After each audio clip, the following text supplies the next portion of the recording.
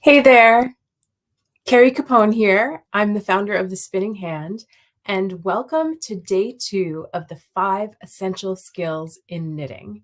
Today, we are talking about the skill, and it's also an art, of finding the best materials for your projects. And when I talk about materials, I mean yarn, I mean tools like needles and things to keep it all together, all the little knickknacks. And when it's okay to save a buck, and when you really want to spend your money and you're going to get the most out of spending your money on really good quality materials, where you'll really see the difference in your knitting. So go ahead and post a comment. Let me know where you're listening from, and welcome. I'm in sunny New Jersey. You can see the sun streaming behind me in my studio. And let me know what you're working on right now. If you're knitting something right now, or if you're new to knitting, but you're working on a different project, let me know what you're working on. Right now, hello! I miss you so much. Jess says hello from New York. Um, right now, I'm working on a really chunky sweater with a big cable going up the front, and it's in hot pink, which is my branded color. So I was hoping to finish it. Maybe I'll finish it by the end of the week, and then I can wear it on Friday. We'll give myself until Friday to finish it. So that's what I'm working on right now. Oh my goodness, Knett says good morning from Dallas, where she is getting thunder and sleet. That's just wrong. I think we need to switch our weathers, Knett. That's just not right. I wanted to tell you that I'm going to be in your neighborhood at the end of May. So we're going to have to chat. I'm going to a subscription box owners conference, subscription box company owners conference. And you're about to start on the anniversary cowl. Yay! Hi, Debbie. Debbie is starting the anniversary cowl. Amazing. Kristen, I know Kristen is going to watch the replay. I'm going to make a video about how to wind a skein of yarn into a ball so that you don't need the materials. You don't need a winder and a Swift. You can just do it yourself at home. I like to use a chair, or you could also use your knees. So I'm going to show you how to do that. I had promised Kristen that I was going to wind the yarn for her, and I completely forgot. So I apologize for that, and I will get right on that.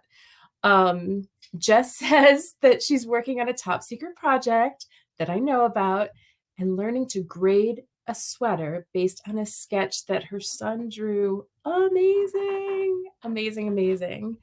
Yeah, Knett, that would be so much fun to see you. I haven't been to Texas since before the pandemic. And yeah, I actually had to cancel a trip that I was planning in April of 2020. So it is time. But just get all the sleet out of the way before I come to visit, please. Thank you. All right. So if you're joining us, go ahead and drop your name in the chat so that I know you're listening. And I'm just going to dive in to our presentation. So today's day 2, finding the best materials for your projects. Now, if you started out as a crocheter like I did, I think you might have found that yarn was more forgiving. Like you could take a hook and pretty much hook almost anything over onto itself. Especially like finger crocheting, you could use chain, you could use plastic, you could use anything you wanted. I think with knitting, it tends to be a little bit trickier because you don't have that hook on the end of the needle to gather whatever material you're using. And so a lot of people who are new to knitting mention that they split the yarn. The yarn is splitty, and so the needle pokes right through the strand, and then it just becomes a mess. So as a knitting teacher, I know that when I'm giving a new person who's new to knitting yarn to work with, that I want it to be tightly wound, twisted, so that it's much harder to pierce. Also, I would give that knitter needles that aren't quite so sharp. Now, as you get faster and faster, you're going to want to adjust your tools. And as you get more advanced, you want your tools to match the project. All right, so let's start with needles. And if you're on the call or if you're watching the replay, go ahead and comment what your favorite kind of needles to use is. And I'm going to tell you a tale of two needles. So when my great Aunt Mary taught me to knit, I was about 20 years old. So it was a long time ago. And she gave me two plastic needles that looked kind of like the needles on the left. They were donated to her. They were sticky, not with any sort of substance, but just the plastic was sticky. And it was very difficult to scooch the new stitches off the needles. And I just assumed it was because I was a rotten beginner and I didn't know what I was doing. I struggled and struggled with those needles and the red heart yarn that was all acrylic and it was squeaky and I didn't know any better. And I said, okay, this is just the way it is. And then when I came home, so Great Aunt Mary lived in Florida. I flew up north to New York. When I came home, then I found these aluminum needles. And what a difference. It was like the world opened up and I could fly. And the needles allowed the stitches to just whoop, slip right off. And it was wonderful. Now the yarn was still acrylic. The yarn was still sticky. So I think when you find if you match slippery yarn and slippery needles, sometimes if you make a mistake, we all make mistakes, things can become a mess. So when you're learning to knit or when you're picking out your materials for a project, keep in mind how slippery the needles are compared to the yarn. Jess says her favorites are Addy Turbo Rocket, which are metal, or Chowgu, made of bamboo. Exactly. And so wood is a material that I haven't mentioned yet that's a nice in-between. So in all of our Learn to Knit kits, we actually use wooden needles. At first, we've been using bamboo by Clover. And now we're actually moving in 2023 to rosewood needles, which are a nice step up. We've had them handmade for us in India, and they're beautiful. So you have a beautiful experience that is also feels like warm in the hand. So yeah, be looking out for those. And for those of you who aren't beginners and aren't going to be using our Learn to Knit kits, I'm going to commission some hooks and needles from this same company as well. Oh yeah, and thank you for reminding me. Canette says she's loving the zings. So this is Knitter's Pride. So let's talk about price a little bit. Addies, which are on the right, these are circular needles. They have sort of a signature blue cord. Addies tend to be rather expensive. So I would say you can expect to spend about $15 to $20 and up per pair. Now, when you think of all the different size needles that one needs to make all these different projects, it's really an investment. On the other hand, they last forever. So if you are serious about your craft and you love these needles, then you should invest in them. There's no question. I've been very pleased with Knitter's Pride, which is the company that makes Zing. And I think they have a nice feel. They come in pretty colors, which I love. And they're a little bit easier on the wallet. So I think you can expect to pay about half for Knitter's Pride. Okay, let me make sure I said everything. I took notes. Doodly doodly do. Okay, awesome. So we're going to go to the next slide and let's talk about all the yarny choices. One question I get asked a lot is, how do I know what yarn to match with what pattern? And it's something that after 20-something years of knitting, I'm still learning. And the easiest way to make sure that you've got the right yarn is to match the yarn with what's suggested in the pattern. But that's not always possible because yarn is discontinued every day. Especially yarn that I love. It seems like Murphy's Law that it will become discontinued. Um, and also yarn isn't available in all different parts of the world, right? So we have to make do with the information we can find on the yarn itself. And there are two resources that I want to give to you today. Let's see. Okay, so one of them is Ravelry. Let me just comment here with a link. So learning to use Ravelry is kind of a fun rabbit hole in itself. And you can see what other people have made from the yarn that you have. That I think is like a huge undiscovered feature of Ravelry, or I should say underused, is that if you have yarn in your hands and you're like, what do I make with this? You can see what everyone else in the whole world has made with it and how much yarn you need. So if you're like me and you like to buy souvenirs from different yarn shops that you visit, and then you bring this home and you're like, well, okay, now what? That's a great place to go. Someplace else, the second resource I want to tell you about today is yarnsub.com. Oh, it's right there. I'm going to put it in the chat as well. So if you find a pattern and it calls for yarn that you don't have, yarnsub.com is a vast resource, and they will give you several choices of different yarns that you could use instead. And they rate the substitutions based on the price, based on how close a match it is, things to keep in mind. It's very, for a yarn nerd like me, it's a wonderful resource.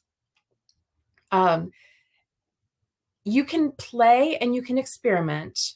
There are, no one's going to die if you mix yarn weights or if you change the weight of a yarn or that kind of thing.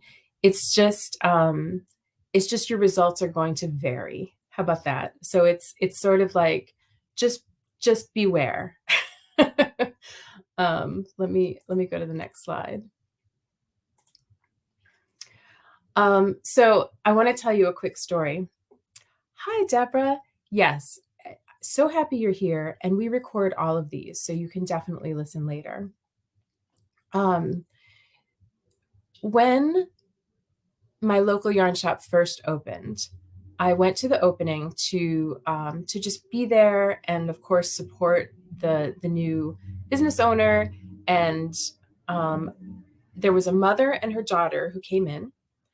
And the store was swamped. There's so many people, and the owner was like very busy and excited but overwhelmed.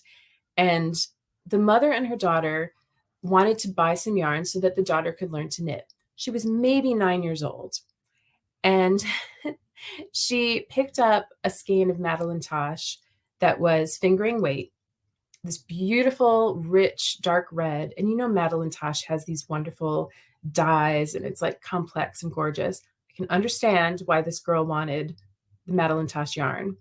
But you're not going to hand this yarn over to someone who's a beginner and just be like, okay, go at it. She doesn't know how to wind a skein of yarn into a ball. There's so much yardage. And there were no instructions or anything like that. But the local yarn store owner was not about to lose the sale. And so I volunteered to wind the yarn into a ball. So at least this, young lady could start somewhere. And the skein was one of those skeins that was just so tangled. And it just took like 20 minutes to wind this ball of yarn. And I think the girl had lost interest in knitting by the time that her mother paid for this yarn. So this is my this is my way of saying, trust yourself. If something seems too confusing or like it's just not working for whatever reason, don't think that it's you. Okay. Even, experienced knitters, we give poor advice sometimes. not us, of course, but some people do. And they just, maybe a local yarn store owner wants to sell yarn. And I don't mean to put this on a local yarn store owner, but if you buy something and, sometimes pattern writers, maybe they don't get it right. Maybe maybe the pattern has a mistake in it. All I'm saying is if something doesn't feel right, it's completely fine to put it down, ask questions. I'm here, Jess is here. You can always say, even if it's not yarn that you bought from us, like, hey, I've run into this problem. What is going on? And sometimes, yarn can get like haunted. I think that Madeline Tosh was haunted. So this brings us to where to buy yarn and needles. Hi, Jacqueline, welcome. Now, this is going to sound self-serving, but you can buy yarn and needles from us. I do not want you to feel that this is the only place that you can buy yarn and needles, but I would be remiss if I didn't tell you that we sell yarn and needles at thespinninghand.com and on Etsy. You just look for The Spinning Hand, or you can go to thespinninghand.etsy.com. You can also find some yarns that are not for sale on either of these spots by going to Ravelry. You can buy other people's stash. And if you search for me, I'm The Spinning Hand. Feel free to friend me on Ravelry. And if you're not on Ravelry already, please join. It is so much fun. It's free. It's like Facebook for knitters and crocheters. So many interesting things to see. Wonderful community. And as far as needles, I should say that I'm not primarily a yarn shop.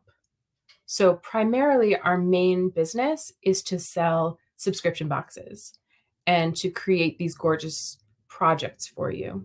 So you're not going to find everything that you need at my shop. I realize that. You're not going to find everything that you need at any one shop. So I, am fully encouraging you to support your local yarn shop, to shop online. And if you have any questions about yarns or needles that you find on our shop or on another shop, you're always welcome to ask me. I am happy to, to dive into it with you. And then sometimes I get to learn about new products that I've never heard of before, and then we can carry them. So I want to leave you with a discount code. So this is one that never expires. You can use it on thespinninghand.com. You can use it on Etsy forever. And you can use it every time you shop with us. The only thing it's not good for is our subscription boxes. So we have a separate sales on our subscription boxes, but this discount code is good. And that is simply gorgeous.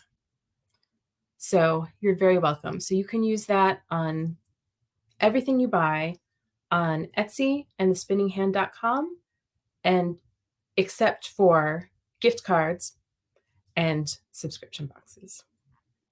So I'm just going to catch up on the comments. And are there any questions about picking materials? Let me, and while I'm waiting for those questions to come in, let me talk a little bit about tools.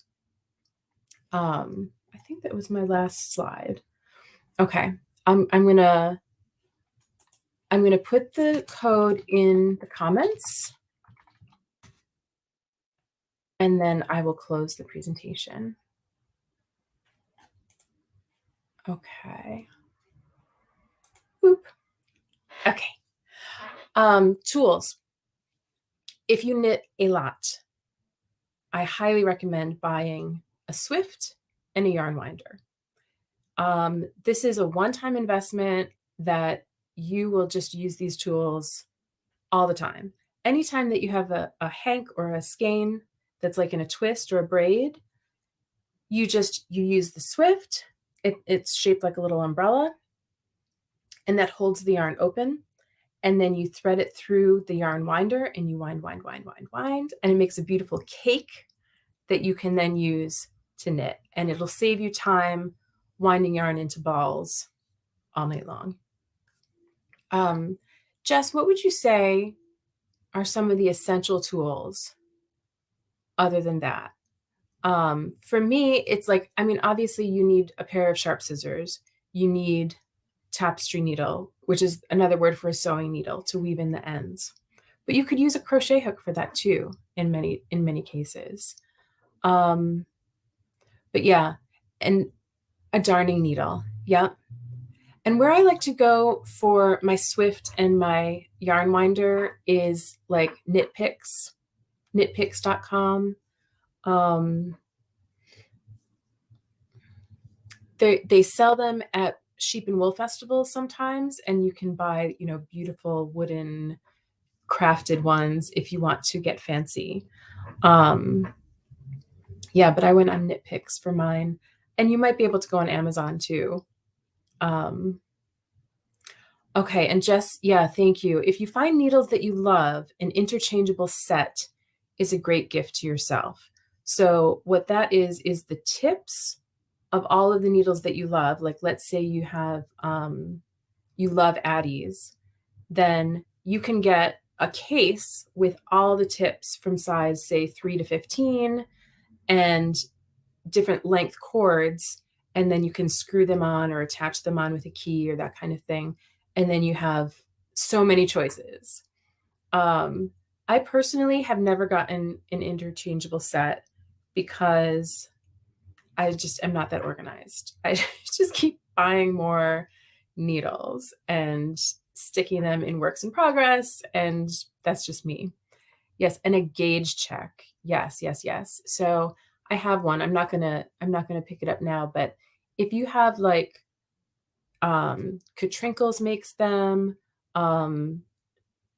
we should make some. But anyway, they're these wonderful, like, 2-inch by 2-inch or 4-inch by 4-inch rulers, and then you can figure out what your gauge is, how many stitches fit in this 2-inch or 4-inch space. And then often you can have a gauge check as far as the gauge of your needles as well. So it has different holes of different sizes, because not all of your needles are going to be labeled beautifully, or the numbering is so tiny it's impossible to see. So then you just stick your needle in the hole and see what size it is. I've used that many a time. Good call. All right. So thank you so much for joining me today. And tomorrow we're going to talk about patterns. And this one I'm really excited about because Jess is our lead designer. Canette says, please make one. I need one of those. Yes, on it. I have access to a designer and a maker lab. We just have to put them together. Tomorrow we're going to talk about patterns and how to decode a pattern if you're someone who's never really used knitting patterns, and some tips and tricks even for the experienced knitter to make the most out of the patterns that you see. Lovely. Well, have a wonderful, wonderful day. I am going to grab some lunch, and I can't wait to see you tomorrow. Bye, everybody.